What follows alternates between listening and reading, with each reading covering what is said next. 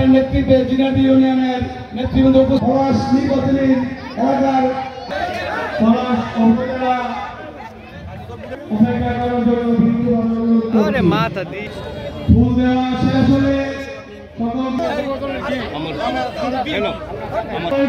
তৈরি করবেন না আপনারা তাকে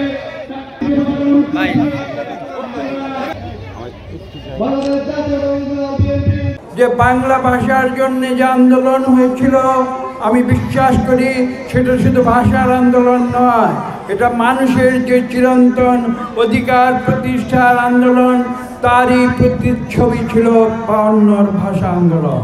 ভাষা আন্দোলন শুধু ভাষা আন্দোলন নয়, ভাষা আন্দোলন এই বাংলাদেশের মানুষের অধিকার প্রতিষ্ঠার আন্দোলন।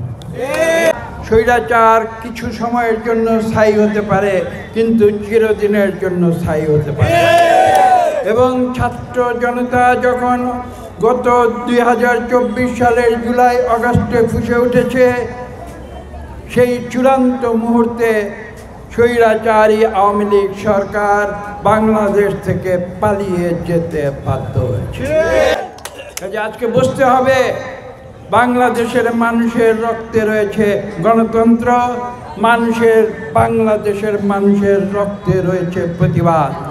আমি নিজে একজন প্রতিবাদী মানুষ, আমি অন্যায়কে মেনে নেই না।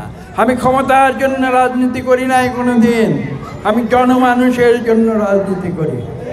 এবং এটাই হচ্ছে একজন রাজনীতিকের সত্যিকার আদর্শ।